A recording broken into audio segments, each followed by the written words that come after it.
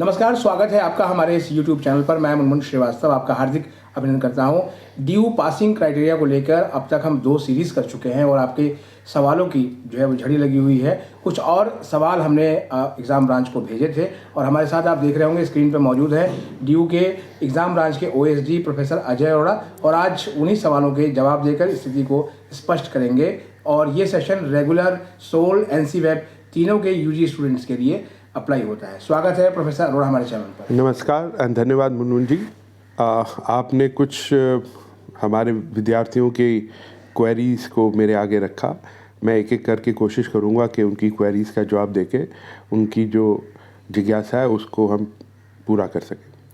आपने एक पहला सवाल ये पूछा कि जो बच्चे जिनका देर से एडमिशन हुआ, ये प्राय रेगुलर कॉलेजेस के लिए है, उनका लेट एडमिशन हुआ तो उनकी नंबर ऑफ़ डेज़ जो हैं कॉलेज में अटेंड करने के कम हो जाएंगे, तो क्या उनको IM में जो अटेंडेंस के मार्क्स, कॉरस्पॉन्डिंग मार्क्स हैं, वो तो फिर कम हो जाएंगे? क्योंकि अगर टोटल क्लासेस हुई, मान लीजिए एक क्लास में एक सब्जेक्ट में 40, और उनका तो जब एडमिशन हुआ उसमें 25 क्लासें तो हो ही चुकी थी या 20 क्लासें हो ही चुकी थी। देखिए, अटेंडेंस का मतलब होता है इस केस में उनकी अटेंडेंस काउंट की जाएगी डे ऑफ देयर एडमिशन, अर्थात अगर 40 दिन की क्लासें हुई या 40 पीरियड उनके हुए टोटल सेमेस्टर में, या 42 हुए, और उन्होंने जब अटेंड किया उसमें 12 क्लासेस हो चुकी थी, तो उनकी परसेंटेज 42 से ना निकाल के 30 से निकाली जाएगी। तो उनकी उसी रेशो में जो अटेंडेंस के मार्क्स IM में हैं उस तरह से कैलकुलेट होंगे, ना कि 42 से, क्योंकि इनका एडमिशन ही लेट हुआ है। हाँ, जिन बच्चों का एडमिशन लेट हुआ, शुरू में हो गया और उन्होंने क्लासें लेट करनी शुरू की, तो उनका परसेंटेज तो 42 ही क्लासों से ही निकाला जाएगा। मान लीजिए 42 में से उन्होंने 21 क्लासें की या 30 क्लासें की, तो उनकी परसेंटेज होगी 30/42। लेकिन अगर एक बच्चा 42 में जब उसका एडमिशन हुआ 12 क्लासेस हो चुकी थी, तो और उसने 28 क्लासें अटेंड की, तो उसकी 28/30 से कैलकुलेट होंगी, ना कि 28/42 से। तो इसलिए जिन बच्चों का एडमिशन लेट हुआ है उनकी अटेंडेंस की कैलकुलेट होंगी from the day of their admission, ना कि जब से सेशन स्टार्ट हुआ उससे। तो इसलिए उनको कोई इस बात का नुकसान नहीं होगा कि उन्होंने एडमिशन उनका लेट हुआ।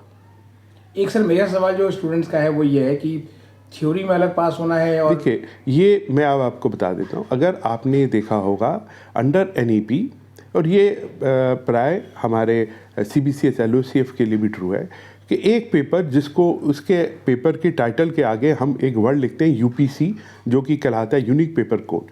अगर किसी पेपर यूनिक पेपर कोड में उसके 2 हिस्से हैं, एक हिस्सा थ्योरी है और एक प्रैक्टिकल है, या एक थ्योरी है या थ्योरी प्लस ट्यूटोरियल है, सिर्फ थ्योरी सिर्फ CBCS में लागू होती है, तो इस 3 तरह के डिस्ट्रीब्यूशन हो सकता है, theory plus practical, pure theory, और थ्योरी प्लस ट्यूटोरियल। इन तीनों केसेस में टोटल में बच्चे को पास होना पड़ता है। थ्योरी प्लस प्रैक्टिकल को मिला के पास होना पड़ता है। ये हो सकता है कि उसके थ्योरी में मार्क्स कम हो, या थ्योरी में वो फेल भी हो रहा हो, उसका ग्रेड F हो, लेकिन प्रैक्टिकल में उसका ग्रेड हाई है, तो दोनों को मिला के वो पास हो जाएगा, हो सकता है। और जहाँ प्योर थ्योरी है वहाँ तो उसको सिर्फ थ्योरी में ही पास होना है। थ्योरी प्लस ट्यूटोरियल दोनों को मिला के उसको पास होना है। उनमें हर कंपोनेंट को इंडिविजुअल पास करने की आवश्यकता नहीं है, लेकिन जो आप ग्रेड आपको थ्योरी और प्रैक्टिकल या थ्योरी या ट्यूटोरियल में मिलते हैं वो आपकी मार्कशीट में सेपरेटली शो होते हैं।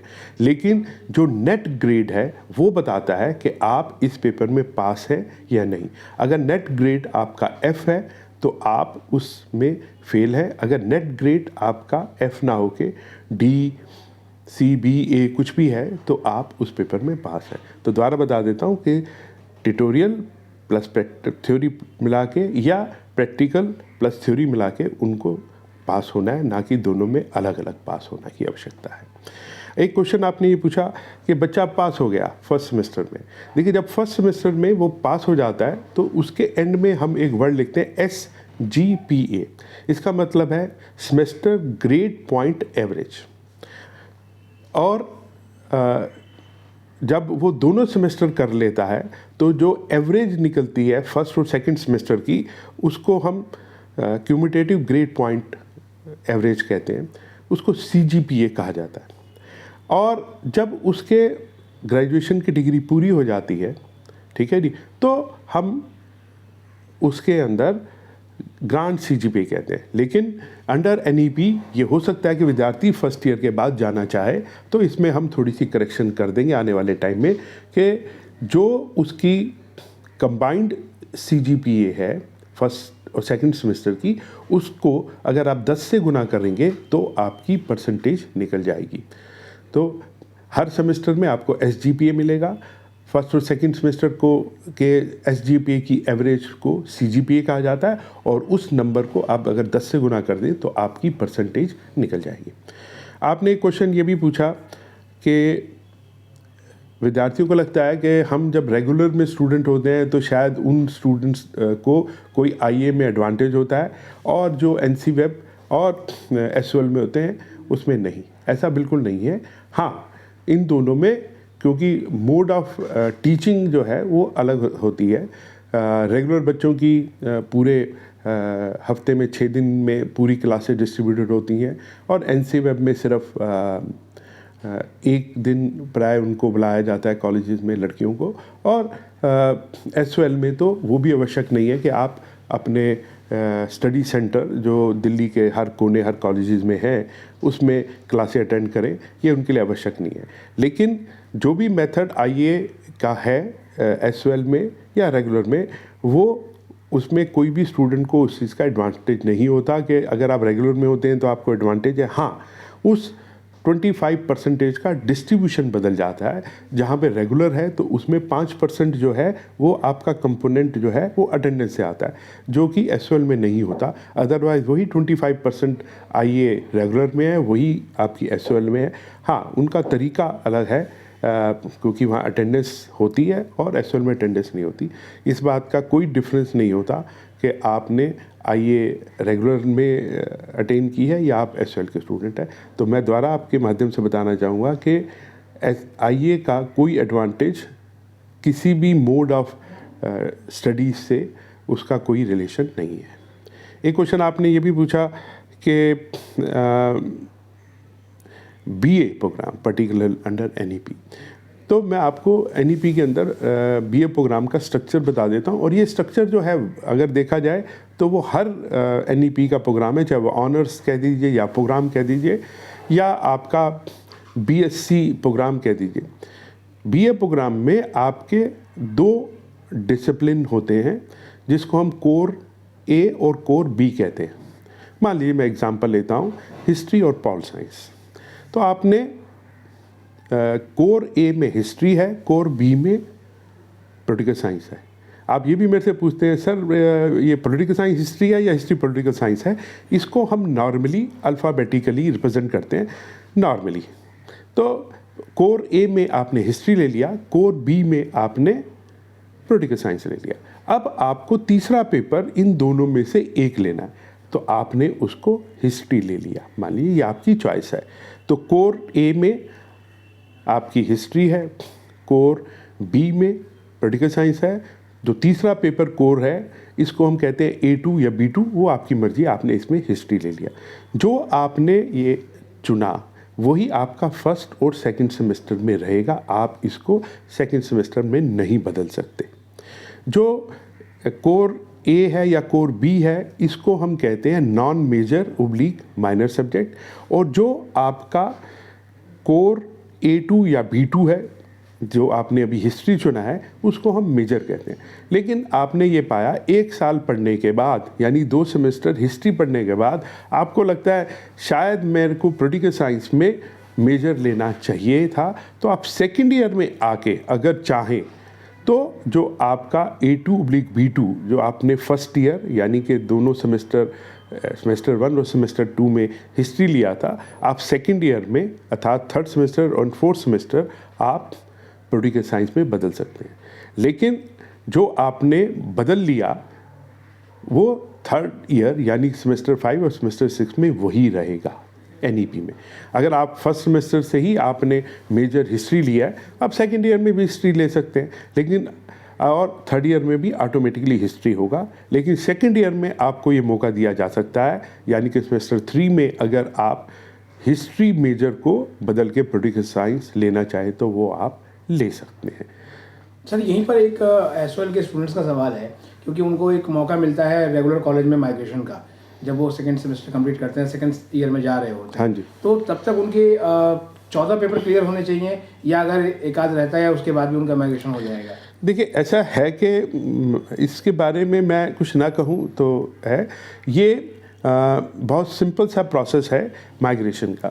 इसमें एज ए इंडिविजुअल मैंने ये देखा कि मैंने बीए प्रोग्राम में से एसओएल में गया और दूसरे कॉलेज में मैं चला गया।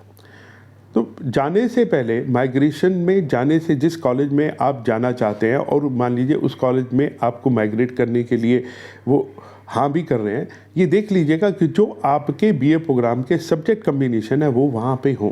कई बार हम ये, और जो पेपर आपने पढ़े हैं उसकी कंटिन्यूटी में वो पेपर वहाँ पे होने चाहिए।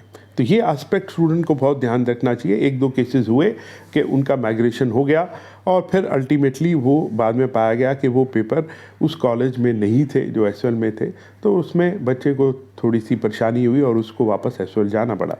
तो इस तरह की सिचुएशन अगर आप जब फर्स्ट ईयर पास करेंगे, यानी कि आपका फर्स्ट और सेकंड सेमेस्टर का जब रिज़ल्ट निकल जाएगा, तभी आप एलिजिबल बनते हैं सेकंड ईयर यानी कि थर्ड सेमेस्टर में एसओएल से रेगुलर, या रेगुलर से, कुछ बच्चे रेगुलर से एसओएल भी जाते हैं। तो रिज़ल्ट आना ज़रूरी है। ये कॉलेज के ऊपर डिपेंड करता है कि वो अगर किसी एक आध पेपर में ईआर है, वो कॉलेज की अपनी जो रिक्वायरमेंट है या सीट्स की अवेलेबिलिटी है या मेरिट बेसिस उन्होंने जो मेथड अडॉप्ट किया माइग्रेशन का, वो कॉलेज इसका ज़्यादा अच्छा जवाब दे सकते हैं। लेकिन हाँ, ये आवश्यक है कि उनका फर्स्ट ईयर का रिज़ल्ट, अर्थात फर्स्ट सेमेस्टर और सेकंड सेमेस्टर दोनों का रिज़ल्ट निकलना आवश्यक है to be consider for migration from one institution to another institution. अर्थात क्योंकि अगर आप रेगुलर से एसओएल जाना चाहें तो भी वही कंडीशन है कि आपका अपने कॉलेज का रिज़ल्ट निकला होना चाहिए, और जो एसओएल में पेपर ऑफ़र होंगे वही पेपर होने चाहिए जो आपने अपने कम्बिनेशन, जो जैसे मैंने आपको बताया हिस्ट्री और पॉल साइंस, वो वहाँ पे होने चाहिए। एक और सर जो है वो रेगुलर, एनसीवेब और सोल तीनों के छात्रों का मेजर क्वेश्चन है कि क्या फर्स्ट सेमेस्टर में हम फेल हो सकते हैं? देखिए, हम किसी बच्चे को फेल और पास नहीं करते सेमेस्टर में। हमारा सिस्टम बहुत क्लियर है कि जब हम बच्चे को फेल डिक्लेयर करते हैं तो वो पूरे वर्ष का होता है, अर्थात दोनों सेमेस्टर को मिला के होता है। यानी कि सेमेस्टर 1 और सेमेस्टर 2। सेमेस्टर 1 में उसने 7 पेपर पढ़े, सेमेस्टर 2 में उसने 7 पेपर पढ़े। 14 पेपर में से अगर उसके 7 या 7 से ज़्यादा पेपर पास कर लिए हैं, अर्थात हर पेपर में उसका नॉन एफ ग्रेड है, यानी कि जो एफ ग्रेड है वो 7 या 7 से कम है, तो वो एलिजिबल होगा सेकंड ईयर यानी कि थर्ड सेमेस्टर में प्रमोट होने के लिए। लेकिन अगर उसके 7 से ज़्यादा पेपर में ग्रेड एफ हैं फर्स्ट और सेकंड सेमेस्टर को मिला के, तो वो फेल कराएगा और उसको हमारा जो प्रमोशन क्राइटेरिया है उसको सेकंड ईयर यानी कि पार्ट 2 थर्ड सेमेस्टर में एडमिशन के लिए वो एलिजिबल नहीं होगा। बहुत बहुत धन्यवाद सर इस अपडेट के लिए, जानकारी देने के लिए। और जो व्यूवर्स हैं, आप सभी इस इंटरव्यू को ध्यान से सुने, क्योंकि बहुत मुश्किल से ये समय मिलता है और सभी सवालों के जवाब देने के लिए। और अपने सवाल जो भी और हैं वो कमेंट में लिख दीजिए, उनकी भी जवाब हम लाने की कोशिश करेंगे। बहुत बहुत धन्यवाद मुझे आपका। नमस्कार जी।